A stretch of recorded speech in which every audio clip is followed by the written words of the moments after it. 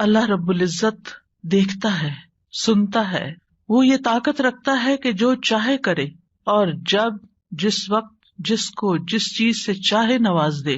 اس لیے اگر ہمارا یہ یقین ہے کہ ہمارا رب ایسا ہی ہے تو اس چیز سے ہمارے اندر دعا کا جذبہ اور زیادہ پیدا ہوگا.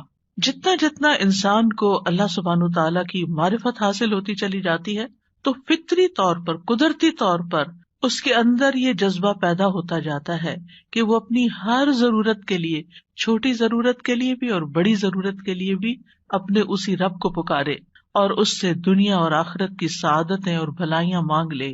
وہ اسی کو اپنا کارساز بنا لے، اسی کو اپنا مددگار سمجھے. اس لیے دعا کرتے رہنا چاہیے.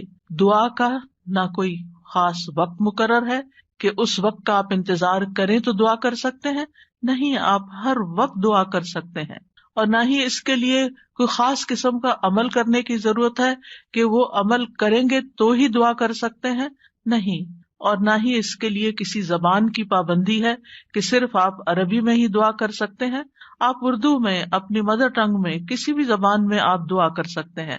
وہ دعا اللہ تعالیٰ تک پہنچتی ہے، وہ دعا کو سنتا ہے اور اپنی حکمت کے مطابق اس کی قبولیت کا فیصلہ کرتا ہے کہ کیا بندے کو یہی چیز دے دی جائے جو وہ مانگ رہا ہے، یا اس سے بہتر کوئی چیز دی جائے، یا پھر اس سے کوئی بلا ٹالی جائے، یا اس کے لیے آخرت میں ذخیرہ کر لیا جائے، کیونکہ اس کے باقی اعمال اتنے نہیں ہیں کہ جن کی بنا پر یہ وہاں نجات پا سکے گا.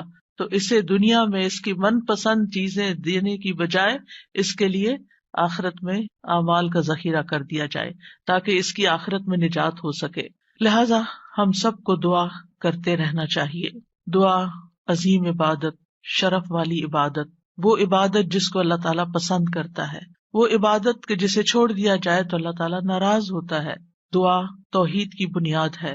یہ ہمیں اپنے رب سے قریب کر دیتی ہے. اس سے ہماری مشکلات آسان ہوتی ہیں، تکلیفیں دور ہوتی ہیں، ہمیں برکتیں حاصل ہوتی ہیں. لہٰذا جو مشکلات سے نکلنا چاہتا ہے وہ دعا کو اپنے لیے لازم کر لے، کیونکہ اللہ تعالیٰ ہی پریشانیوں کو دور کرتا ہے. امن یجیب المضطر اذا دعاہ ویکشف السوء، بھلا کون ہے جو لاچار کی فریاد رسی کرتا ہے جب وہ اسے پکارتا ہے اور اس کی تکلیف کو دور کر دیتا ہے. تو جو شخص بھی مشکلات سے، پریشانیوں سے نجات چاہتا ہے اس کے لیے ضروری ہے کہ وہ دعا کو لازم کر لے، کیونکہ اللہ تعالیٰ ہی پریشانیاں دور کرتا ہے. اللہ تعالیٰ کے علاوہ کوئی نہیں جو پریشانی دور کر سکے. وقتی طور پر کوئی آپ کو دلاسا دے دے گا، کوئی آپ کی ہمت افزائی کر دے گا، کوئی آپ کا دکھ بانٹ دے گا، لیکن آپ کی مشکل صرف اور صرف اللہ تعالیٰ ہی حل کر سکتا ہے. وَإِن يَمْسَسْكَ اللَّهُ بِضُرٍّ فَلَا كَاشِفَ لَهُ إِلَّا هُوَ وَإِن يَمْسَسْكَ بِخَيْرٍ فَهُوَ عَلَى كُلِّ شَيْءٍ قَدِيرٌ. اگر اللہ تجھے کوئی تکلیف پہنچائے تو اس کے سوا اسے کوئی دور کرنے والا نہیں، اور اگر وہ تجھے کوئی بھلائی پہنچائے تو وہ ہر چیز پر پوری طرح قادر ہے. ہم دیکھتے ہیں کہ عام طور پر لوگ مشکل وقت میں اللہ تعالیٰ کے سوا سب کو بھول جاتے ہیں. آخر میں انسان صرف اللہ ہی کو یاد کرتا ہے، اور یہ صرف مسلمان کے ساتھ ہی نہیں، نان مسلمز کے ساتھ، شرک کرنے والوں کے ساتھ، الحاد کا رستہ اختیار کرنے والوں کے ساتھ بھی یہی معاملہ ہے. اور اس میں ہم دیکھتے ہیں کہ ایک مرتبہ جب اکرمہ بن ابی جہل نبی صلی اللہ علیہ وسلم سے بھاگ کر کشتی پر سوار ہو گئے، مکہ سے بھاگ گئے اور پھر جزیرۃ العرب چھوڑنا چاہا، اور جس کشتی پر بیٹھے وہ سمندر کے بیچ میں جا کر ڈوبنے لگی. تو کشتی کے مالکوں نے کہا کہ لوگوں اخلاص کے ساتھ دعا کرو. اخلاص کا مطلب یہ ہے کہ بتوں کو بھول جاؤ اور صرف اللہ سے دعا کرو، اس لیے کہ اس کے ڈوبنے کو صرف اللہ ہی بچا سکتا ہے. تو اس وقت جو چونک اٹھے کہ اسی چیز کی دعوت تو ہمیں محمد صلی اللہ علیہ وسلم دے رہے ہیں. اس وقت انہوں نے عہد کیا کہ اگر آج اے رب تو مجھے بچا لے گا تو پہلا کام میں یہ کروں گا کہ میں محمد صلی اللہ علیہ وسلم کے ہاتھ میں اپنا ہاتھ دے دوں گا، میں اسلام قبول کر لوں گا. اور پھر آپ جانتے ہیں کہ اکرمہ بن ابی جہل نے کس اخلاص کے ساتھ اسلام قبول کیا. تو دعا کی قبولیت ہی ان کے اسلام کا ایک ذریعہ بنی. اور دعا کرنے کی 3 صورتیں ہیں. ایک تو یہ کہ اللہ تعالیٰ کی توحید بیان کرنا، جس میں انسان کہتا ہے یا اللہ لا الہ الا اللہ لا الہ الا انت سبحانک انی کنت من الظالمین. یہ دعا کا ایک طریقہ ہے. یہاں آپ صرف اللہ تعالیٰ کی توحید بیان کر رہے ہیں، اپنی کوتاہیوں کا اعتراف کر رہے ہیں. پھر اسی طرح آپ کہتے ہیں ربنا، اے ہمارے رب. یہاں بھی آپ اپنے رب کو رب کہہ کے پکار رہے ہیں، گویا اللہ تعالیٰ کی تعریف کر رہے ہیں. اور پھر دوسرا طریقہ یہ ہے کہ اللہ تعالیٰ سے انسان صرف بخشش کا سوال کرتا رہے اور رحمت کا سوال کرتا رہے، جیسے استغفر اللہ استغفر اللہ استغفر اللہ. کیونکہ اگر آپ کی بخشش ہو گئی تو آپ کے راستے میں جتنی بھی مشکلات ہیں وہ خود بخود حل ہونا شروع ہو جائیں گی. یعنی آپ کو اس وقت کہنے کی ضرورت نہیں ہوگی کہ یار اب مجھے یہ چاہیے، مجھے وہ چاہیے. آپ صرف یہ کہتے ہیں کہ اللہ وہ گناہ جو میرے اور تیرے بیچ میں حائل ہو گئے ہیں، جو تیری رحمت تک مجھے پہنچنے نہیں دے رہے، یا رب تو ان کو دور کر دے، تو مجھے معاف کر دے. اور یہ چیز انسان کی مشکلات دور کرنے کا ذریعہ بن جاتی ہے اور اس کی حاجات پوری ہونے کا ذریعہ بن جاتی ہے، جو بھی اس کی زندگی میں کوئی حاجت اور ضرورت ہوتی ہے. اسی طرح کبھی آپ اللہ سے صرف رحمت کا سوال کر رہے ہوتے ہیں، یا حی یا قیوم برحمتک استغیث، صرف رحمت مانگ رہے ہوتے ہیں. کیونکہ اگر اللہ سبحانہ تعالیٰ کی رحمت آ جائے تو ساری مشکلات ہی آسان ہو جائیں، پھر تو کوئی غم ہی نہ رہے، کوئی پریشانی ہی نہ رہے. اور تیسرا طریقہ ہے کہ انسان اللہ تعالیٰ سے اپنی دنیاوی حاجات مانگے یا آخرت کی ضروریات مانگے، جیسے اے اللہ مجھے مال دے، اے اللہ مجھے اولاد دے، اے اللہ مجھے گھر دے، اے اللہ مجھے گاڑی دے. اور صحابہ اتنی چھوٹی چھوٹی چیزیں میں مانگتے تھے، جیسے جوتی کا تسمہ اگر ٹوٹ گیا تو بھی اللہ سے مانگتے تھے. چھوٹی سے چھوٹی ضرورت سے لے کے بڑی سے بڑی ضرورت تک براہ راست اللہ تعالیٰ سے مانگی جا سکتی، اور اس میں کوئی عیب کی بات نہیں، کوئی گناہ کی بات نہیں. وہ آپ کا رب ہے، وہ سب سے زیادہ آپ کا خیر خواہ ہے، لہٰذا آپ اس سے نہیں مانگیں گے تو کس سے مانگیں گے؟ اور وہ جو سب کچھ دینے پہ قادر ہے، اس سے نہیں مانگیں گے تو کس سے مانگیں گے؟ لہٰذا اس کو پکارتے رہنا چاہیے. تو نمبر 1 طریقہ صرف اللہ کی توحید بیان کرنا، اللہ کی تعریف کرتے رہنا. عرفہ کے دن کی سب سے بہترین دعا کیا ہے؟ لا الہ الا اللہ وحدہ لا شریک لہ لہ الملک ولہ الحمد وہو علی کل شیء قدیر. اس میں کیا مانگا آپ نے؟ کچھ بھی نہیں. آپ نے صرف اللہ کی توحید بیان کی ہے، لا الہ الا اللہ کہا ہے، وحدہ کہا ہے، لا شریک لہ کہا ہے، اپنے آپ کو اللہ کے لیے خالص کیا ہے. یہ دعا ہے. اور پھر دوسرا یہ کہ استغفار اور رحمت کی دعا. اور تیسرا کوئی بھی ضرورت جو ہو کسی بھی زبان میں، کسی بھی چیز کی، روحانی، جذباتی، مادی، دنیا کی، آخرت کی، کوئی بھی چیز وہ مانگتے چلے جائیں. ہم دیکھتے ہیں کہ انبیاء علیہم السلام اپنی حاجات اللہ تعالیٰ کے سامنے رکھتے تھے، مشکل وقت میں اللہ تعالیٰ کی طرف رجوع کیا کرتے تھے. کانوا اذا فزعوا الی الصلاۃ، یہ حدیث ہے مسند احمد کی، کہ انبیاء پر جب بھی کوئی پریشانی آتی تو وہ نماز کی طرف متوجہ ہو جاتے تھے، نماز پڑھنے لگتے تھے. اور کل ہم نے پڑھا تھا کہ دعا کی 2 بڑی قسمیں ہیں، دعائے عبادت اور دعائے مسئلہ. کہ عبادت بھی بذات خود دعا ہے، دعائے حال ہے، یعنی ہم ایسی حالت میں ہیں، ایسی عبادت میں ہیں کہ جو اللہ کی رحمت کو ہماری طرف متوجہ کر رہی ہے. انسان سب سے زیادہ اللہ کے قریب کہاں ہوتا ہے؟ سجدے کی حالت میں، اقرب الیہ. لہٰذا خوب وہاں دعا کرنی چاہیے. تو نماز بذات خود پریئر ہے، اس کو کہتے بھی پریئر ہے. صلاۃ کا معنی بھی دعا ہے، تو وہ تو دعا کا مجموعہ ہے. اسی لیے وَاسْتَعِینُوا بِالصَّبْرِ وَالصَّلَاةِ، جب انسان پر کوئی مشکل آئے تو فوراً نماز کی طرف جائے اور نماز پڑھ کر اللہ تعالیٰ سے دعا بھی کرے. اور بذات خود اگر نوافل پہ نوافل بھی پڑھ رہا ہے یا طویل قیام کر رہا ہے، طویل سجدہ کر رہا ہے، تو یہ بھی ایک طرح سے دعا یا عبادت ہی کی حالت میں ہے. انبیاء علیہم السلام کی دعائیں کیوں قبول ہوئی؟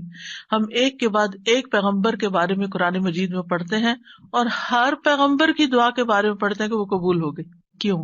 انہم کانوا یسارعون فی الخیرات ویدعوننا رغبا ورہبا. 2 کام تھے ان کے. ایک تو یہ کہ وہ نیکی کے کاموں میں بہت جلدی کرتے تھے، یسارعون فی الخیرات. تو دعاؤں کی قبولیت کے لیے کیا ہے؟ نیکیوں میں جلدی کریں، نیکیوں میں دوڑ لگائیں، نیکیوں میں آگے بڑھیں. وَيَدْعُونَنَا رَغَبًا وَرَهَبًا، اور وہ ہمیں پکارتے تھے رغبت کے ساتھ بھی اور رہبت کے ساتھ بھی، امید کے ساتھ بھی اور خوف کے ساتھ بھی. تو انسان کو اپنے رب کو امید اور خوف دونوں طریقوں سے پکارنا چاہیے. تو ہم دیکھتے ہیں کہ آدم علیہ السلام پر جب پریشانی آئی، شیطان کے کہنے میں وہ آ گئے اور پھر انہوں نے دعا کی، ربنا ظلمنا انفسنا وَإِن لَّمْ تَغْفِرْ لَنَا وَتَرْحَمْنَا لَنَكُونَنَّ مِنَ الْخَاسِرِينَ، کہ اے ہمارے رب، ہم نے اپنی جانوں پر ظلم کیا، اگر تو نے ہمیں نہ بخشا، ہم پر رحم نہ کیا تو ضرور ہم خسارہ پانے والوں میں سے ہو جائیں گے۔ تو کیا ہوا؟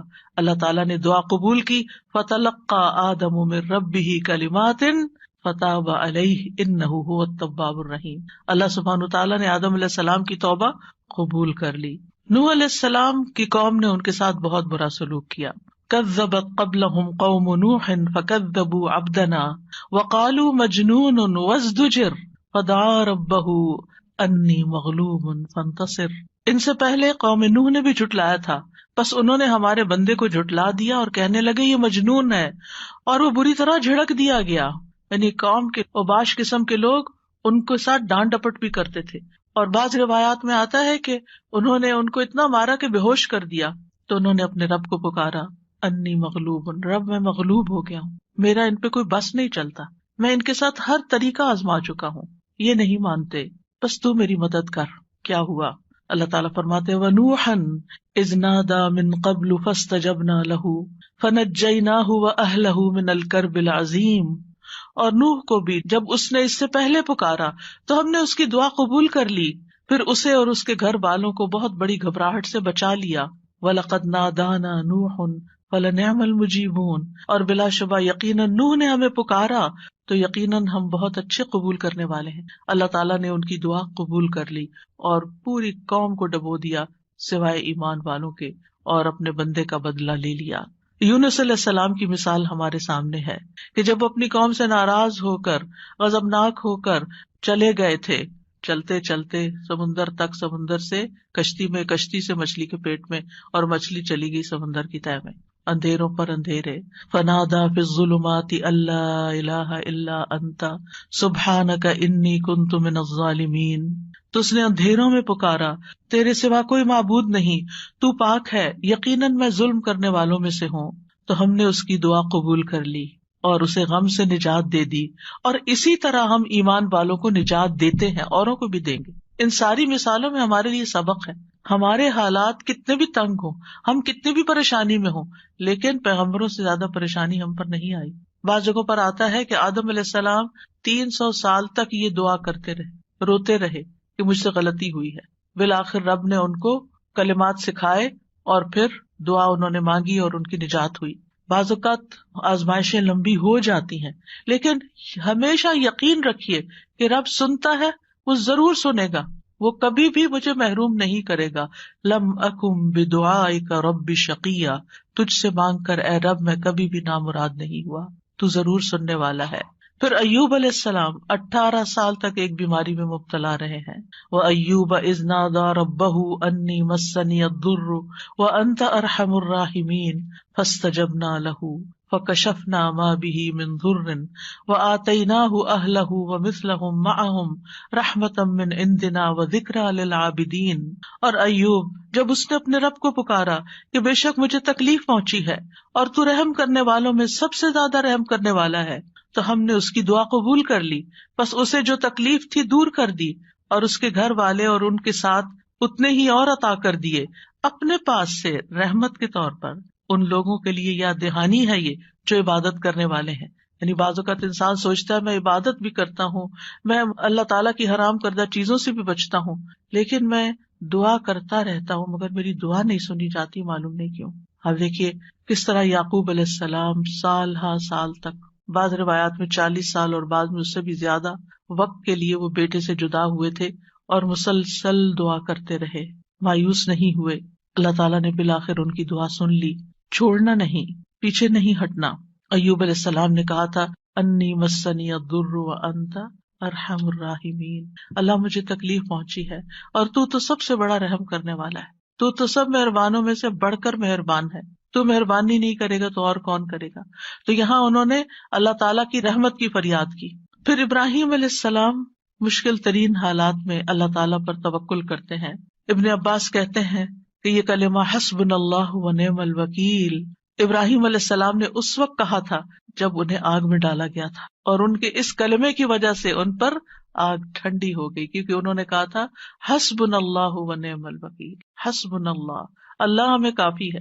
یہ بھی پکارنے کا ایک انداز ہے، اللہ کی رحمت کو طلب کرنے کا ایک انداز ہے.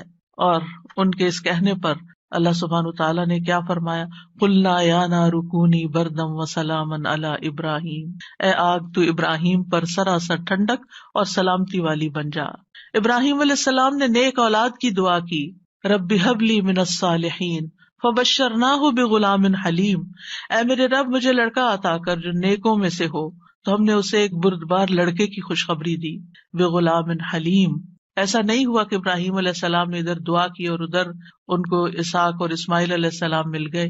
انتہائی بڑھاپے کی حالت میں جا کر بہت سالوں کے بعد دعا قبول ہوئی، لیکن قبول ہوئی. ہمارے لیے اس میں سبق یہ ہے کہ مانگتے رہیں چاہے سال ہا سال گزر جائیں. اور پھر وہ کہتے ہیں الحمدللہ الذی وہب لی علی الکبر اسماعیل و اسحاق ان ربی لسمیع الدعاء.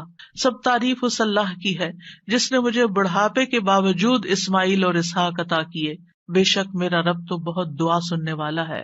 اللہ سبحانہ تعالیٰ نے انہیں ہدایت یافتہ اولاد عطا کی تھی. یہ ان کے صبر کا نتیجہ تھا. ان کی زندگی تو مشکل میں گزری، لیکن اس کا بدلہ اللہ نے ان کو کیا دیا کہ ایسی اولاد دی جو ہمیشہ کے لیے ان کے لیے ناموری کا سبب بنی. وَوَهَبْنَا لَهُ إِسْحَاقَ وَيَعْقُوبَ، صرف بیٹا نہیں، بیٹے کے بعد پوتے کی بھی خوشخبری دی. کلن ہدینا، ہر ایک کو ہم نے ہدایت دی. ونوحا ہدینا من قبل، نوح علیہ السلام کو اس سے پہلے ہم نے گائیڈ کیا. ومن ذریتہ داود وسلیمان وایوب ویوسف وموسیٰ وہارون وکذلک نجزی المحسنین، اور اس کی اولاد میں سے داؤد اور سلیمان اور ایوب اور یوسف اور موسیٰ اور ہارون، اور اسی طرح ہم نیکی کرنے والوں کو جزا دیتے ہیں. یعقوب علیہ السلام کا حال آپ کے سامنے ہے. انہوں نے اپنے غم اور دکھ کی فریاد لوگوں کے سامنے نہیں کی، لوگوں کو جا کر اپنے دل کا حال نہیں بتایا. کیا کہا، انما اشکو بثی وحزنی الی اللہ واعلم من اللہ ما لا تعلمون. یعقوب علیہ السلام نے کہا، بے شک میں اپنی بے قراری اور غم کی شکایت صرف اللہ سے کرتا ہوں، اللہ ہی میرے دل کا حال جانتا ہے کہ یہاں کیسی کیسی بے قراری ہے بچے کی جدائی میں، اور میں اللہ کی طرف سے وہ باتیں جانتا ہوں جو تم نہیں جانتے. بہت کچھ جاننے کے باوجود انہیں یہ نہیں پتا تھا کہ بیٹا مصر میں ہے. اللہ نے نہیں بتایا. وہ کہہ سکتے تھے نا اللہ تعالیٰ مجھے بتا دیں وہ کہاں ہے، آپ تو جانتے ہیں، آپ مجھے بھی بتا دیں. لیکن اللہ سبحانہ تعالیٰ نے اس کا بھی ایک وقت رکھا تھا. اگر پیغمبروں کے لیے قبولیت کا ایک وقت ہے تو ہمارے لیے بھی دعاؤں کی قبولیت کا ایک وقت ہوتا ہے. قبولیت کا مطلب یہ نہیں ہوتا کہ بس منہ سے نکلتے ہی بات آپ کی فرمائش پوری ہو جائے. اور پھر آپ دیکھیے کہ کس طرح اللہ تعالیٰ نے ان کی دعا قبول کر لی. اور پھر ہم دیکھتے ہیں کہ یوسف علیہ السلام کی مثال، انہوں نے تو اپنے لیے ایک انوکھی ہی دعا مانگی. قال رب السجن احب الی، قید خانے میں جانے کی دعا کی تاکہ ان عورتوں کا قید اور مکر جو ہے وہ ان سے دور ہو جائے. فاستجاب له ربه فصرف عنه کیدہن، رب نے اس کی دعا قبول کر لی اور ان عورتوں کا مکر فریب حضرت یوسف سے ہٹا دیا.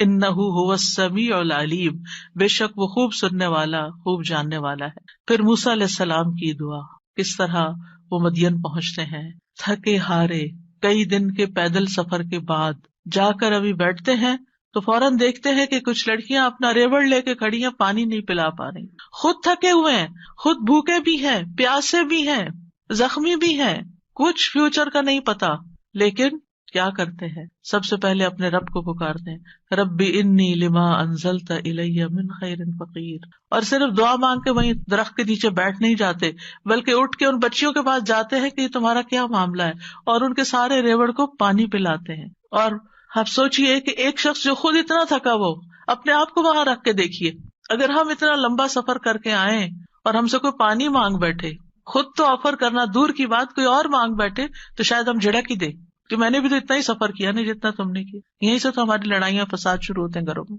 لیکن نیکی کرنے والے انہم کانوا یسارعون فی الخیرات، نیکی کے کاموں میں بہت جلدی کرتے تھے، سستی نہیں کرتے تھے. ضرورت مند کو دیکھا، پہچان لیا، اٹھے، نیکی کی، اور ابھی واپس آ کے بیٹھے ہی تھے کہ اللہ سبحانہ تعالیٰ کی طرف سے ہر چیز کی بشارت آ گئی، اور وہ بچی واپس آئی اور پھر گھر لے کر گئی. کھانے پینے کا بھی انتظام ہو گیا، شادی کا بھی انتظام ہو گیا، ٹھکانے کا بھی انتظام ہو گیا، اور اچھی صالح نیک کمپنی کا بھی. جب آپ کسی اجنبی ملک میں جاتے ہیں تو آپ کو نہیں پتا ہوتا کہ آپ کو کیسے دوست ملیں گے، آپ کے نیبرز کون سے ہوں گے، آپ کا تعلق کن لوگوں سے ہوگا. لیکن یہ اللہ کی کتنی بڑی رحمت تھی کہ اللہ تعالیٰ نے انہیں ایک نیک صالح انسان کے ساتھ جوڑ دیا کہ اس کی بیٹی کی شادی حضرت موسیٰ علیہ السلام سے ہو گئی اور ان کے درمیان ایک رشتہ قائم ہو گیا. یہ بھی سراسر اللہ کی رحمت تھی. اللہ تعالیٰ نے ان کی دعا قبول کی. موسیٰ علیہ السلام نے ہر مشکل مرحلے میں اللہ تعالیٰ کو ہی پکارا. فرعون کے دربار میں جانے لگتے ہیں تو کیا پڑھتے ہیں؟ رب اشرح لی صدری ویسر لی امری واحلل عقدۃ من لسانی یفقہوا قولی واجعل لی وزیرا من اہلی ہارون اخی. رب اشرح لی کے علاوہ کہ جو کام کرنے جا رہا ہوں یا اللہ اس کے لیے میرا دل کھول دے، میرا کام آسان کر دے، میری زبان کی گرہ کھول دے، یعنی میرے بولنے میں سلاست ہو جائے اور اس طرح کی کمیونیکیشن ہو کہ لوگ میری بات سمجھ جائیں، ان کو میری بات سمجھ آ جائے تاکہ وہ مقصد پورا ہو جائے، اور میرے گھر والوں میں سے ایک میرا مددگار بنا دے. اللہ تعالیٰ نے ہارون علیہ السلام کو نبی بنا کر ان کا مددگار بنا دیا. زکریا علیہ السلام کی مثال، مایوس نہیں ہے، سال ہر سال تک اولاد کی دعا کرتے، انتہائی بڑھاپے میں بھی. وَزَكَرِيَّا إِذْ نَادَىٰ رَبَّهُ رَبِّ لَا تَذَرْنِي فَرْدًا وَأَنتَ خَيْرُ الْوَارِثِينَ. اور زکریا کو جب اس نے اپنے رب کو پکارا، اے میرے رب مجھے اکیلا نہ چھوڑ اور تو سب وارثوں سے بہتر ہے، تو ہم نے اس کی دعا قبول کر لی. فَاسْتَجَبْنَا لَهُ وَوَهَبْنَا لَهُ يَحْيَىٰ، اور ہم نے اس کو یحییٰ عطا کیا. وَأَصْلَحْنَا لَهُ زَوْجَهُ، اور اس کی بیوی کو اس کے لیے درست کر دیا. یعنی بعض اوقات ہم سوچتے ہیں کہ انفرٹیلٹی کا پرابلم ہے، بچہ ہو ہی نہیں سکتا. اللہ تعالیٰ سب کچھ کر سکتا ہے، اللہ تعالیٰ وہ بھی ٹھیک کر سکتا ہے، کیونکہ ان اللہ علی کل شیء قدیر، اللہ تعالیٰ ہر چیز پر قدرت رکھتا ہے. اس لیے مایوسی کس بات کی؟ اللہ کے بندے کبھی بھی مایوس نہیں ہوتے. ہاں، مانگنے سے کبھی نہیں تھکتے، مانگتے رہتے ہیں کہ اللہ تعالیٰ سبب کے ساتھ بھی دیتا ہے اور بغیر سبب کے بھی دیتا ہے، اس کے لیے کیا مشکل ہے. پھر نبی صلی اللہ علیہ وسلم کس طرح دعا کرتے ہیں؟ استستغیثون ربکم فاستجاب لکم انی ممدکم بألف من الملائکۃ مردفین. جب تم اپنے رب سے مدد مانگ رہے تھے تو اس نے تمہاری دعا قبول کر لی کہ بے شک میں 1000 فرشتوں کے ساتھ تمہاری مدد کرنے والا ہوں جو ایک دوسرے کے پیچھے آنے والے ہیں. کس طرح نبی صلی اللہ علیہ وسلم بدر کے میدان میں فریادیں کر رہے تھے، اپنے رب کو پکار رہے تھے. دیر اینڈ دن خوشخبری آ گئی کہ فرشتوں سے مدد کی جائے گی. انبیاء علیہ السلام کے علاوہ ہم دیکھتے ہیں کہ دیگر افراد بھی جنہوں نے اللہ تعالیٰ سے دعا کی، اللہ سبحانہ تعالیٰ نے ان کی دعا سن لی. سورۃ المؤمن میں جو مرد مومن ہے، جو فرعون کے دربار میں سے ہی ایک شخص اٹھتا ہے اور پھر وہ لوگوں کو نصیحت کرتا ہے اور کیا کہتا ہے؟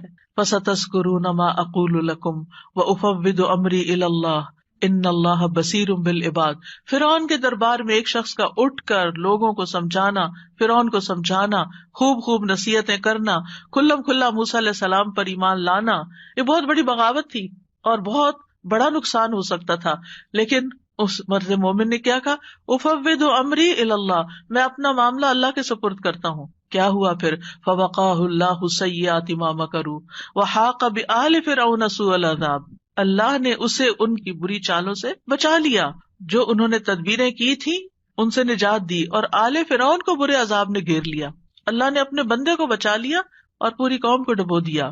پھر اسی طرح کچھ واقعات احادیث میں آتے ہیں، جیسے غار والوں کا قصہ ہے، کس طرح اللہ سبحانہ تعالیٰ نے ان کی دعائیں سنی اور صرف دعاؤں کے نتیجے میں غار کے دروازے سے پتھر ہٹ گیا اور وہ باہر نکل آئے. پھر اسی طرح ایک اور بچے کا واقعہ ملتا ہے جسے بادشاہ نے جادوگر کے پاس جادو سیکھنے کے لیے بھیجا، تو اس نے جادو سیکھنے کی بجائے الٹا اللہ تعالیٰ کی پہچان کا علم کسی سے حاصل کر لیا راستے میں. جب بادشاہ کو پتا چلا تو بہت ناراض ہوا اور غصے میں آ کر اس نے کہا کہ اس بچے کو فلاں پہاڑ پہ لے جاؤ اور اسے پہاڑ کی چوٹی سے گرا دو تاکہ یہ ہلاک ہو جائے، اور اگر یہ اپنے دین سے پھر جائے تو اسے چھوڑ دینا، انکار کرے تو نیچے پھینک دینا. بادشاہ کے جو ساتھی تھے وہ لڑکے کو پہاڑ کی چوٹی پر لے گئے. اس لڑکے نے ایک دعا مانگی، اللہم اکفنیہم بما شئت، اللہم اکفنیہم بما شئت، اے اللہ جس طرح تو چاہے تو مجھے ان کے مقابلے میں کافی ہو جا، ان کے مقابلے میں تو میرا ساتھ دے. تو کہتے ہیں پہاڑ پر ایسا زلزلہ آیا کہ جس سے اس کے سارے ساتھی جو لے کے گئے تھے وہ سارے گر گئے، وہ سب الٹے گرے، اور وہ لڑکا چلتا ہوا بادشاہ کی طرف دوبارہ آ گیا. بادشاہ نے اس لڑکے سے پوچھا تیرے ساتھیوں کا کیا ہوا؟ لڑکے نے کہا اللہ مجھے ان سے کافی ہو گیا. بادشاہ نے پھر اس لڑکے کو اپنے ساتھیوں کے اور لوگوں کے حوالے کر کے کہا کہ اسے ایک چھوٹی سی کشتی میں بٹھاؤ اور سمندر کے بیچ میں جا کے کشتی الٹ دو، اس کو وہاں پھینک دو. اگر یہ اپنے دین سے پھر جائے تو چھوڑ دینا، انکار کرے پھینک کے آ جانا. بادشاہ کے ساتھی اس لڑکے کو لے کر گئے تو لڑکے نے پھر یہی دعا کی، اللہم اکفنیہم بما شئت، اے اللہ تو جس طرح چاہے مجھے ان سے کافی ہو جا.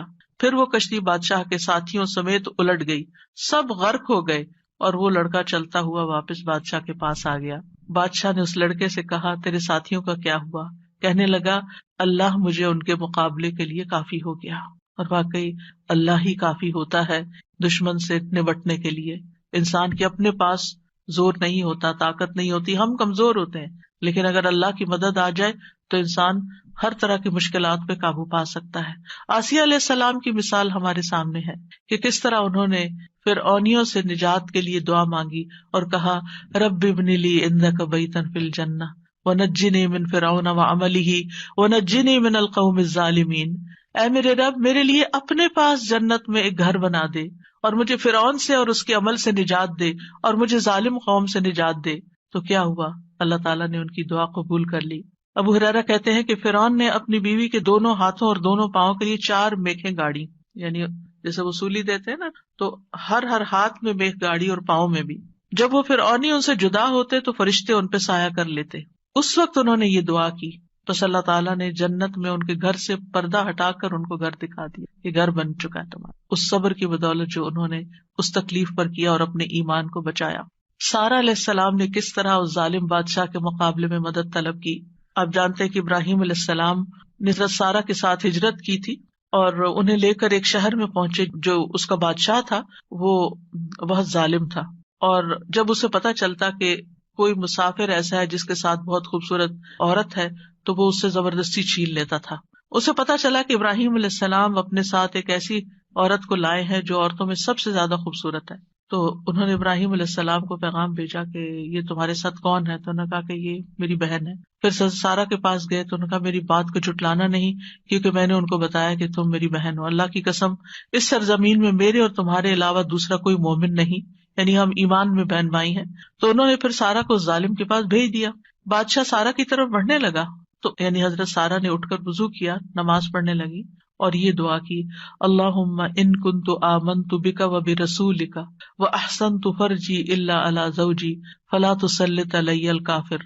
اے اللہ، اگر میں تجھ پر اور تیرے رسول پر ایمان لائی ہوں اور میں نے اپنی شرمگاہ کو اپنے شوہر کے سوا محفوظ رکھا ہے تو اس کافر کو میرے اوپر مسلط نہ ہونے دے.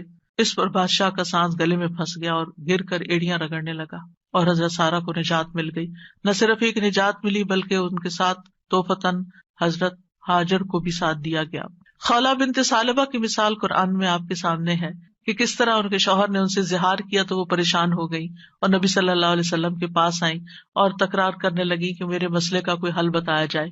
تو اس پر اللہ سبحانہ وتعالیٰ نے کیا آیات نازل کی، قد سمع اللہ قول التی تجادلک فی زوجہا وتشتکی الی اللہ واللہ یسمع تحاورکما. اللہ نے سن لی اس عورت کی بات جو تم سے اپنے شوہر کی شکایت کر رہی تھی اور اپنے خاوند کے بارے میں جھگڑ رہی تھی اور اللہ کی طرف شکایت کر رہی تھی اور اللہ تم دونوں کی بات سن رہا تھا. تو اللہ سبحانہ وتعالیٰ نے اس عورت کی بات سن لی کا مطلب کیا ہے؟ دعا قبول کر لی، مسئلے کا حل مل گیا. اسی طرح سلف صالحین جو ہیں وہ بھی اللہ کو پکارتے ہیں. امت کے جو نیک لوگ ہیں ان میں سب سے پہلے صحابہ کرام ہیں. وہ سب سے بڑھ کر اللہ تعالیٰ کو جاننے والے تھے، اللہ تعالیٰ کی معرفت رکھتے تھے، وہ اللہ کے رسول کو جاننے والے تھے، وہ دین میں سب سے زیادہ بصیرت رکھتے تھے اور سب سے زیادہ دعا کرنے کے ادب آداب سے واقف تھے کہ کیسے دعا کی جاتی ہے. ہم دیکھتے ہیں کہ عمر بن خطاب رضی اللہ عنہ دعا کے ذریعے اپنے دشمن کے خلاف فتح طلب کرتے تھے اور یہ دعا ان کے لشکروں میں سے عظیم لشکر تھا. کہتے ہیں نا کہ اللہ تعالیٰ کے لشکر ہیں، جیسے سکینت بھی اللہ کے لشکروں میں سے ایک لشکر ہے، تو وہ دعا کو بھی اللہ کا ایک لشکر سمجھتے تھے. وہ اپنے ساتھیوں سے کہا کرتے تھے، تم کثرت تعداد کی بنیاد پر فتح نہیں دیے جاتے بلکہ تمہاری مدد آسمان سے کی جاتی ہے. اللہ تمہاری مدد کرتا ہے، یعنی تمہاری دعائیں سنتا ہے. اسی طرح عبداللہ بن زبیر کے بارے میں آتا ہے، وہ کہتے ہیں کہ جمل کی جنگ کے موقع پر جب زبیر رضی اللہ عنہ کھڑے ہوئے تو مجھے بلایا. میں ان کے پہلو میں جا کر کھڑا ہو گیا، بیٹے ہیں ان کے. انہوں نے کہا، بیٹا آج کی لڑائی میں ظالم مارا جائے گا یا مظلوم؟ میں سمجھتا ہوں کہ آج میں مظلوم قتل کیا جاؤں گا اور مجھے سب سے بڑی فکر اپنے قرضوں کی ہے. کیا تمہیں بھی کچھ اندازہ ہے کہ قرض ادا کرنے کے بعد ہمارا کچھ مال بچ سکے گا؟ پھر انہوں نے کہا بیٹے ہمارا مال فروخت کر کے اس سے قرض ادا کر دینا. کہنے لگے بیٹا اگر قرض ادا کرنے سے عاجز ہو جاؤ تو میرے مولا سے اس میں مدد چاہنا، کام نہ ہو تو اللہ سے مدد چاہنا. عبداللہ نے بیان کیا کہ اللہ کی قسم، ان کے بیٹے کہتے ہیں اللہ کی قسم میں ان کی بات اس وقت نہ سمجھ سکا. میں نے پوچھا اے میرے بابا من مولا کا، آپ کا مولا کون ہے؟ قال اللہ، کہنے لگے اللہ. عبداللہ کہتے ہیں اللہ کی قسم قرض ادا کرنے میں جب بھی دشواری پیش آئی میں نے اسی طرح دعا کی یا مولا زبیر، ہے زبیر کے مولا، اقض عنہ دینہ، آپ ان کی طرف سے قرض ادا کر دیجیے، اس کا بندوبست کر دیجیے، اور ادائیگی کی کوئی نہ کوئی صورت پیدا ہو جاتی، دعا قبول ہو جاتی. سفیان ثوری کہا کرتے تھے اے وہ ذات جس کو اپنے تمام بندوں میں سے وہ انسان سب سے زیادہ محبوب ہے جو اس سے مانگے تو کثرت سے مانگے، یعنی اللہ تعالیٰ کو وہ شخص زیادہ پیارا ہے جو زیادہ دعائیں کرتا ہے. اے وہ ذات جس کو اپنے تمام بندوں میں سے وہ انسان سب سے زیادہ ناپسند ہے جو اس سے نہیں مانگتا، کیونکہ جو انسان دعا نہیں کرتا اللہ تعالیٰ اس سے ناراض ہوتا ہے. اور تیرے سوا کوئی بھی ایسا نہیں ہے اے میرے رب. کیا مطلب؟ کوئی بھی اور ایسا نہیں. اگر کسی سے بھی انسان ایک سے زیادہ دفعہ کچھ مانگ لے تو وہ ناراض ہو جاتا ہے، اور نہ مانگے تو خوش رہتے ہیں. ایون ماں باپ بھی آپ دیکھیں، اگر بچے ایک دفعہ کچھ مانگے تو کہ اچھا بیٹا لے لو، پھر دوسری دفعہ پھر مانگے تو ایک دن آتا ہے کہ ماں باپ بھی کہتے کہ تم کب تک مانگتے رہو گے، اپنا بندوبست خود کرو. لیکن اللہ سبحانہ تعالیٰ کبھی ایسا نہیں کہتے کہ کب تک تم مجھ سے دعائیں کرتے رہو گے. وہ پسند کرتے ہیں کہ بندہ دعا کرتا رہے. اور بعض لوگوں کو تو دعا میں ایسا لطف آتا ہے، اللہ تعالیٰ سے مناجات کرنے میں، اللہ تعالیٰ کو پکارنے میں، اللہ تعالیٰ کے آگے ہاتھ پھیلانے میں، اللہ تعالیٰ کی طرف رجوع کرنے میں ایسی لذت آتی ہے کہ ان کی یہ لذت اس چیز کی لذت سے بھی بڑھ جاتی جو وہ مانگ رہے ہوتے ہیں. تو اس لیے کبھی بھی انسان مانگنے سے دور نہ رہے، مانگتا رہے. صرف بڑی حاجتیں نہیں، بڑے مسائل نہیں، چھوٹی چھوٹی چیزیں بھی. لیث بن سعد کہتے ہیں کہ ابو حازم کہا کرتے تھے مجھے نمک بھی چاہیے تو میں اپنی دعاؤں میں اللہ سے مانگتا ہوں کہ مجھے نمک چاہیے. نمک سب سے چھوٹی چیز ہوتی ہے نا. اور پھر اسی طرح بعض سلف صالحین اپنی نمازوں میں اللہ تعالیٰ سے اپنی تمام ضروریات مانگتے تھے، یعنی چھوٹی بڑی سب، یہاں تک کہ آٹے میں ڈالا جانے والا نمک، بکری کا چارہ، گھاس بھی اللہ سے مانگتے تھے. چھوٹی چھوٹی چیزیں بھی ایک تعلق کو ظاہر کرتا ہے نا یہ، اور اس بات کے یقین کو ظاہر کرتا ہے کہ وہی دیتا ہے. یہ چھوٹی چیزیں بھی وہی دیتا ہے، اگرچہ اسباب ہے دنیا میں لیکن اصل میں پیچھے اسی کا ہاتھ ہے. حضرت عائشہ کہا کرتی تھی سب کچھ اللہ سے مانگو، یہاں تک کہ جوتے کا تسمہ بھی اللہ سے مانگو، کیونکہ اگر اللہ میسر نہ کرے تو وہ کبھی میسر نہ ہو، اللہ نہ دے تو کبھی نہیں ملتا، چاہے چھوٹی سی چیز ہی کیوں نہ ہو. یاد رکھیے دعا کی قبولیت کے کچھ درجات ہیں، یعنی ہم سب مانگتے ہیں، پیغمبروں نے مانگا، ابھی تک ہم نے دیکھا کہ سب مانگ رہے ہیں اور دعائیں قبول بھی ہو رہی ہیں. تو اس کے کچھ درجات ہیں، لیولز ہیں. رسول اللہ صلی اللہ علیہ وسلم نے فرمایا اگر کوئی شخص اللہ سے دعا کرتا ہے تو اس کی دعا ضرور قبول ہوتی ہے، اس کی دعا ضرور قبول ہو جاتی ہے، خواہ دنیا میں اسے وہ چیز دے دی جائے، یعنی جو مانگ رہا ہے وہ یہیں مل جائے، یا اس کے لیے آخرت میں ذخیرہ بنا دیا جائے، یا پھر اس دعا کے بقدر اس کے گناہوں کا کفارہ ادا ہو جاتا ہے، بشرطے کہ اس کی دعا کسی گناہ یا قطع رحمی کے لیے نہ ہو اور وہ جلدی نہ کرے. تو تین چیزیں ہو گئی، یا وہی چیز مل گئی جو مانگی، یا پھر آخرت کے لیے جمع ہو گئی کہ وہاں بدلہ ملے گا، یا پھر دنیا میں کیے جانے والے گناہوں کا کفارہ ہو گیا. بعض اوقات انسان اللہ کی نافرمانی کے کچھ کام کر رہا ہوتا ہے، مثلا نماز کے لیے صبح وقت پہ نہ اٹھنا. کچھ لوگ روٹین میں ریگولرلی دیر سے فجر پڑھتے ہیں، رات کو دیر سے سوتے ہیں، صبح دیر سے اٹھتے ہیں. اگر ان کو سمجھایا جائے تو وہ کہتے ہیں ہم پڑھ تو لیتے ہیں نا، جب اٹھتے ہیں پڑھ لیتے ہیں. بھائی کبھی کبھار تو ایسا ہو جائے، لیکن روز کا ہی اگر کام ہو جائے تو یہ کوئی معمولی چیز ہے؟ یہ اللہ کی نافرمانی ہے. اور ایسی اور بھی چیزیں ہو سکتی ہیں زندگی میں جو ہم اللہ کے حکم کی نافرمانی کر رہے ہوتے ہیں. آپ کو یاد ہوگا کہ جب میں نے رمضان کا لیکچر دیا تو اس میں سب سے پہلے یا ایھا الذین آمنوا پہ بات ہوئی تھی. یا ایھا الذین آمنوا، اے لوگو جو ایمان لائے، تم پہ روزے فرض کر دیے، یعنی روزے رکھو. اور کتنے ہی اللہ تعالیٰ کے احکامات ایسے ہیں جو اللہ تعالیٰ مومنوں سے ان کو فلفل کرنے کے لیے کہتا ہے، لیکن کیا ہم وہ سارے فلفل کر رہے ہیں؟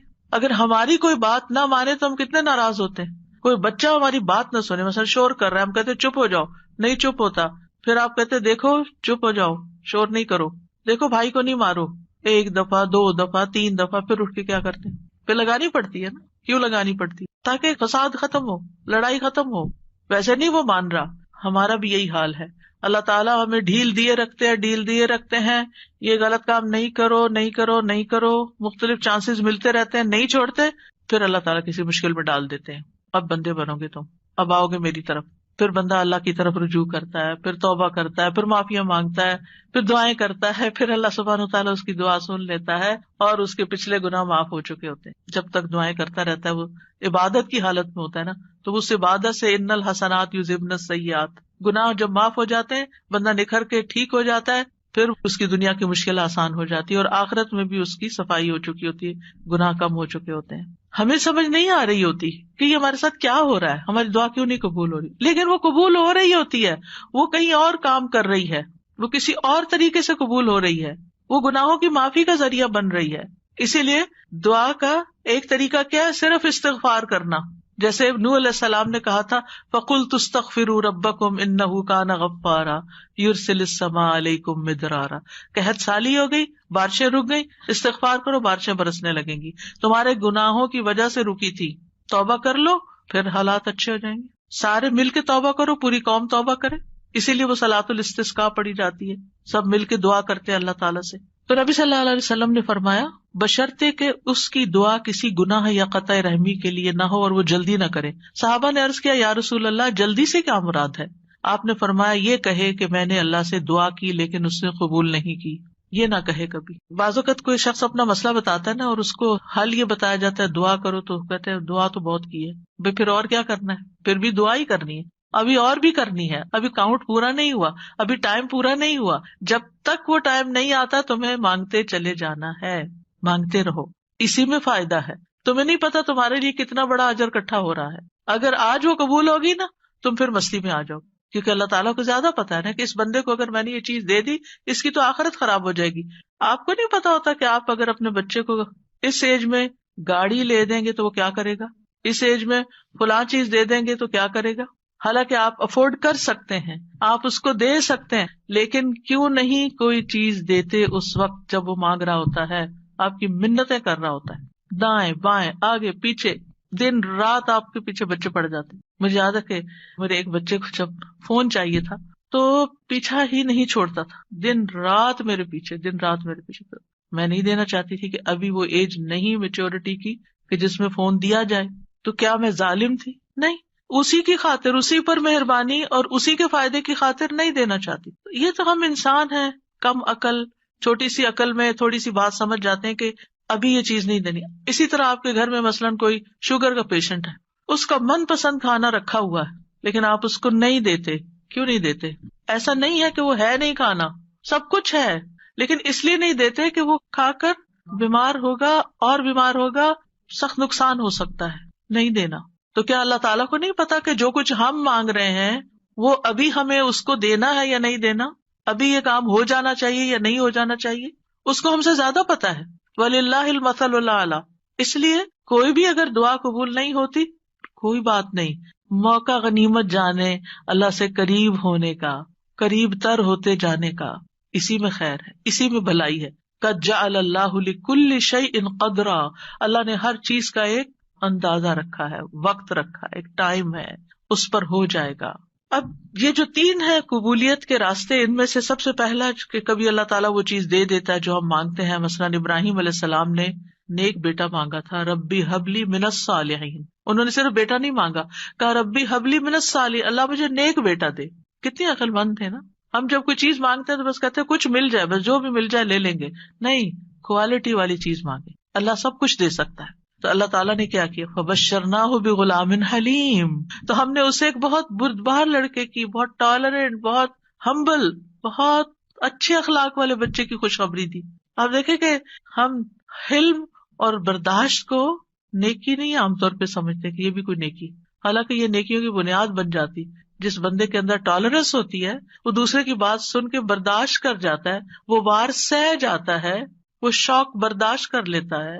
تو کتنی بڑی کوالٹی، کتنی بڑی خوبی کہ کوئی آپ کو اوفینڈ کر رہا ہے اور آپ اوفینڈ نہ ہو، اور اگر ہوں بھی تو آپ برداشت کر جائیں اور اپنے منہ سے کچھ نہ بولیں، ایک کان سے سونے دوسرے سے نکال دیں اور اس کو دل پر نہ لیں.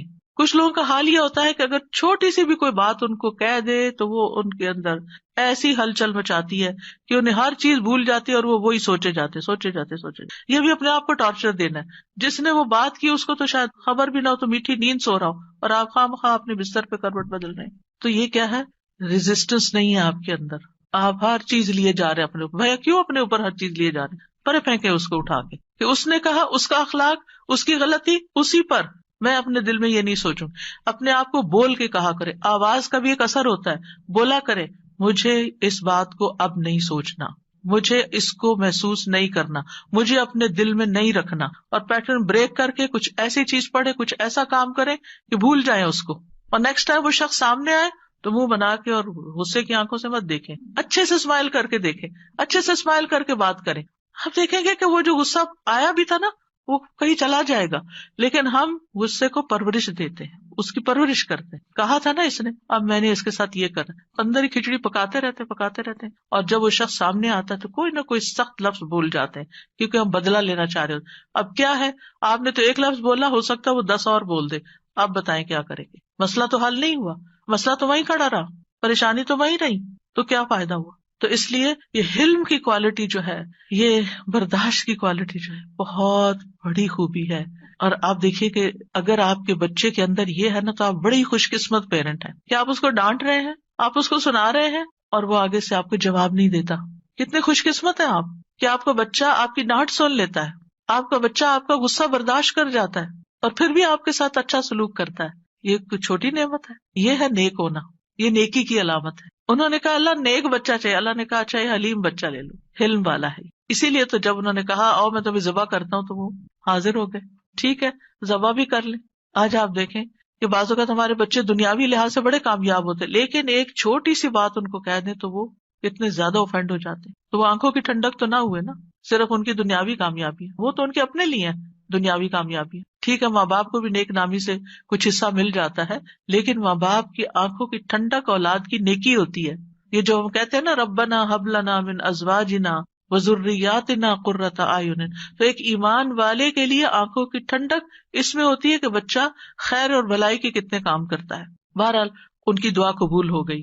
کبھی ایسا بھی ہوتا ہے کہ مانگی ہوئی چیز سے اللہ تعالیٰ زیادہ بہتر چیز آپ کو دے دیتا ہے. آپ کچھ اور مانگ رہے تھے، آپ کو مانگنا نہیں آ رہا تھا، اللہ تعالیٰ کو آپ پر پیار آیا، آپ نے چھوٹا مانگا، اللہ نے اس سے بڑھ کر آپ کو دے دیا. کئی دفعہ ہم کہتے ہیں نا کہ میں نے تو کبھی یہ سوچا بھی نہیں تھا، میں نے اتنا نہیں مانگا تھا. میرے ایک رشتے دار ہیں، اللہ نے ان کو بہت دیا، تو کبھی میری بات ہوتی ہے ان سے تو کہتے ہیں کہ میں نے اتنا نہیں مانگا تھا، میں نے اتنا نہیں مانگا تھا، اور اللہ تعالیٰ دیتا ہی چلا جا رہا ہے. تو ایسا بھی ہوتا ہے کہ بعض اوقات آپ والدین کے بڑے ہی فرما بردار ہوتے ہیں، ان کے دکھ درد کے ساتھی ہوتے ہیں، اور اللہ سبحانہ وتعالیٰ آپ کو صلہ رحمی کا ویسے بھی وعدہ ہے کہ جو رشتے جوڑے گا، جو ماں باپ کے ساتھ احسان کا برتاؤ کرے گا، رشتے جوڑے گا، تعلقات اچھے رکھے گا، اللہ تعالیٰ اس کی عمر اور رزق میں برکت عطا فرمائے گا. یہ رزق کے دروازوں میں سے ایک دروازہ ہے کہ تھوڑا بھی ہے تب بھی احسان کا معاملہ کرو، رشتے داروں کے ساتھ اپنے تعلقات ریلیشن شپ اچھے رکھو. تو اللہ سبحانہ تعالیٰ کبھی کبھی ہم کچھ مانگتے ہیں، اللہ تعالیٰ ہمیں اس سے بھی بہتر عطا کرتا ہے.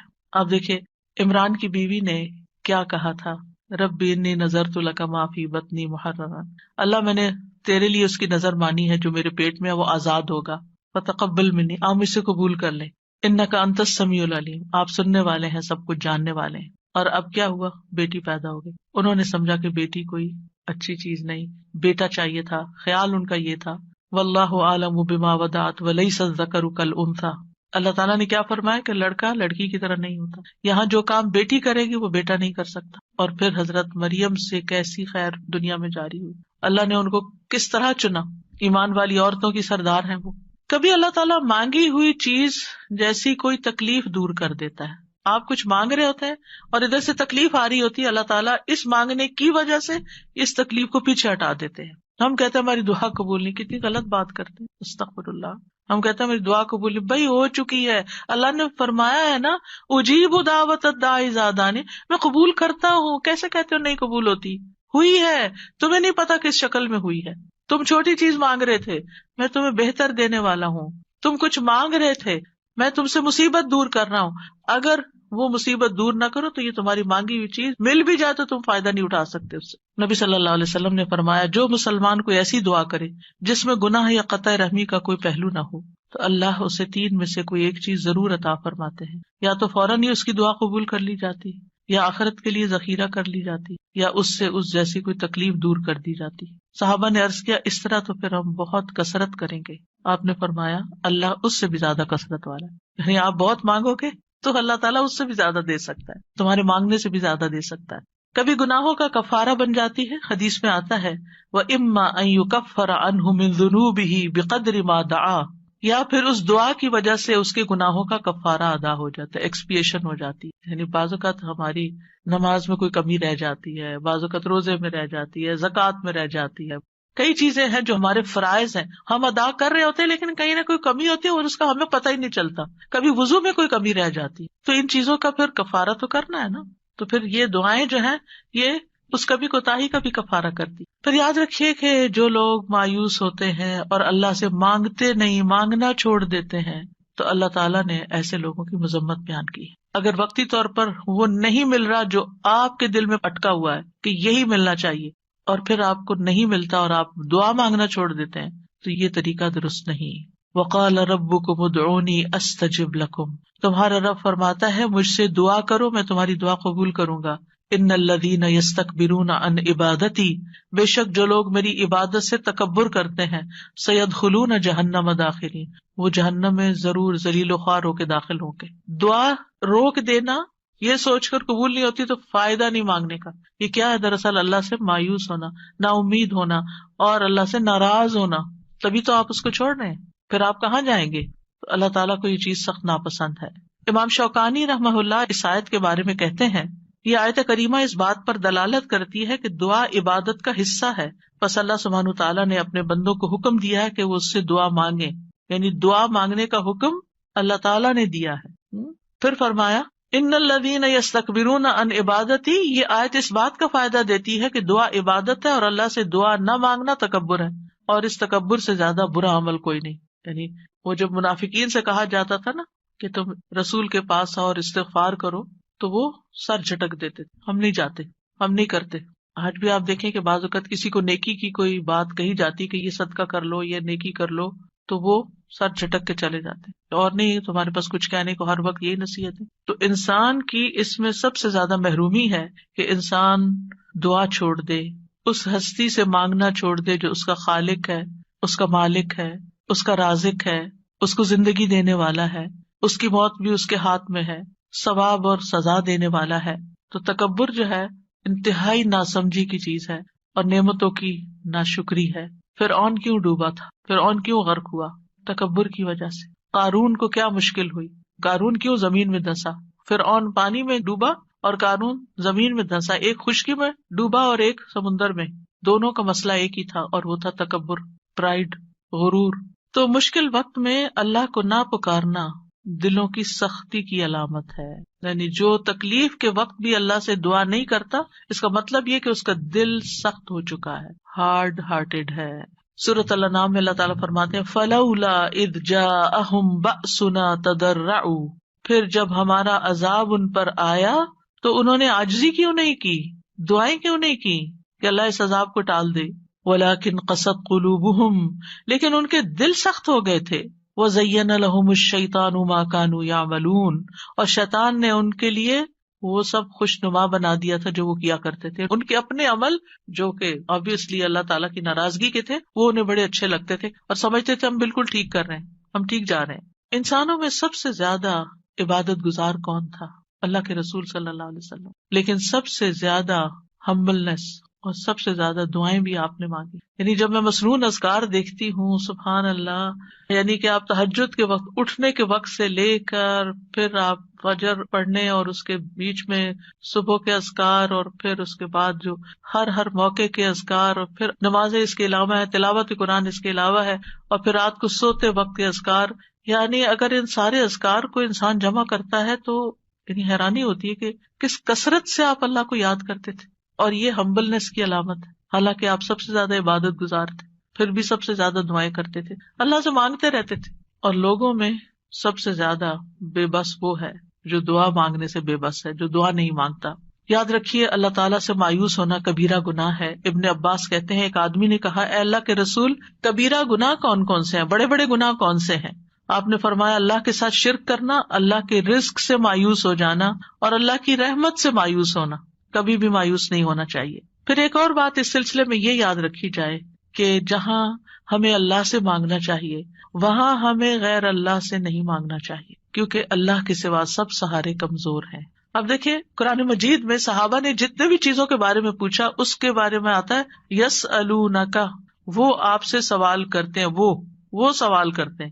لیکن جب دعا کے بارے میں پوچھا تو اللہ تعالیٰ نے کیا فرمایا وَإِذَا سَأَلَكَ عِبَادِي عَنِّي، میرے بندے جب آپ سے سوال کرتے ہیں. سوال کا انداز کتنا اچھا لگا، اللہ تعالیٰ کو کتنا پسند آیا کہ سوال کرنے والوں کو میرے بندے کہا، اپنے بندے کہا. اس سے آپ اندازہ لگائیے دعا کی اہمیت کا. تو اللہ تعالیٰ نے یہ نہیں کہا قل یا فقل انی قریب، فرمایا انی قریب وَإِذَا سَأَلَكَ عِبَادِي عَنِّي فَإِنِّي قَرِيب. بس انہیں بتا دو کہ میں قریب ہی ہوں. گویا بندے اور اللہ کے بیچ میں کوئی واسطہ وسیلہ نہیں، کوئی اور نہیں، بس بندہ اور اللہ. ہم بیچ میں اوروں کو لے آتے ہیں. ہمارے معاشرے میں کتنا عام ہے کہ کوئی کسی پیر کو لے آتا ہے اور کوئی کسی بزرگ کو لے آتا ہے، اور دور جاہلیت میں فرشتوں کو اور بتوں کو اور معلوم نہیں کس کس کو. ما نعبدہم الا لیقربونا الی اللہ زلفیٰ. مانگیں اللہ سے، غیر اللہ کی طرف نہیں جائیں. غیر اللہ کے سہارے سب کمزور ہیں. مثل الذین اتخذوا من دون اللہ اولیاء کمثل العنکبوت اتخذت بیتا وان اوہن البیوت لبیت العنکبوت لو کانوا یعلمون. ان لوگوں کی مثال جنہوں نے اللہ کے سوا اور مددگار بنا رکھے ہیں، مکڑی کی مثال جیسی ہے جس نے گھر بنایا، حالانکہ بے شک سب گھروں میں سے کمزور گھر مکڑی کا ہے اگر وہ جانتے ہوتے. غیر اللہ تو ایک مکھی بھی پیدا نہیں کر سکتے. غیر اللہ کو پکارنا سب سے بڑی گمراہی ہے. وَمَنْ أَضَلُّ مِمَّنْ يَدْعُو مِن دُونِ اللَّهِ مَن لَّا يَسْتَجِيبُ لَهُ إِلَىٰ يَوْمِ الْقِيَامَةِ وَهُمْ عَن دُعَائِهِمْ غَافِلُونَ. اور اس سے بڑھ کر کون گمراہ ہے جو اللہ کے سوا انہیں پکارتا ہے جو قیامت تک اس کی دعا قبول نہیں کریں گے.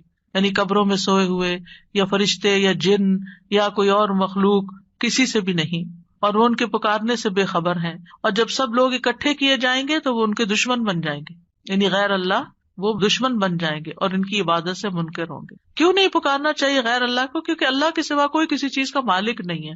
وہ دعا قبول کرنے کی استطاعت نہیں رکھتے. پہلی بات یہ کہ وہ سنتے بھی نہیں ہیں، قبر میں نہیں سنتے. وہ جب وہ سنتے نہیں ہیں تو پھر آپ کی بات کا جواب بھی نہیں دیتے، اور آپ کی ضرورت کہاں سے پوری کریں گے یا آپ کے لیے وسیلہ کہاں سے بنیں گے. مدد کرنے کی طاقت بھی نہیں رکھتے. سورۃ الاعراف میں آتا ہے والذین تدعون من دونہ لا یستطیعون نصرکم ولا انفسہم ینصرون. تم جنہیں اللہ کو چھوڑ کر پکارتے ہو نہ وہ تمہاری مدد کر سکتے ہیں اور نہ خود اپنی مدد ہی کے قابل ہے. نہ وہ نفع دے سکتے ہیں نہ نقصان دور کر سکتے ہیں، نہ تکلیف کو ہٹا سکتے ہیں نہ اس کو بدل سکتے ہیں. رسول اللہ صلی اللہ علیہ وسلم نے فرمایا جو شخص اس حالت میں مر جائے کہ وہ اللہ کے سوا اوروں کو بھی پکارتا ہو تو وہ آگ میں داخل ہوگا. کتنی سخت بات ہے. کیسے لوگ کہتے ہیں یا علی یا پیر عبد القادر جیلانی اور یا پتہ نہیں کون کون. نہیں، اللہ کے سوا کسی کو نہیں پکارنا. تو بہرحال ہم سب کو اللہ ہی کی طرف رجوع کرنا ہے اور اللہ ہی سے دعا کرنا ہے. اللہ سبحانہ تعالیٰ سے دعا ہے کہ وہ ہمارے اس علم کو ہمارے سینوں میں محفوظ کر دے اور ہمیں اس عبادت کی توفیق عطا فرمائے اور ہم سے راضی ہو جائے اور ہماری خطائیں معاف کر دے. جی اساتذہ ایک سوال تھا اور ایک پھر جی ضرور. سوال میں تو یہ تھا جیسے آپ نے بتایا دعا ہم اردو میں بھی مانگ سکتے ہیں، تو کیا جب ہم سجدے میں دعا مانگتے ہیں اس وقت بھی اردو میں مانگ سکتے ہیں یا نہیں؟ نہیں، سجدے میں، نماز کے سجدے میں نہیں، ویسے الگ سے سجدے میں پڑھ کے دعا کرنی تو وہ کر سکتے ہیں. اچھا اوکے، جزاکم اللہ خیرا. سبحانک اللہم و بحمدک اشہد ان لا الہ الا انت استغفرک و اتوب الیک. السلام علیکم و رحمۃ اللہ وبرکاتہ.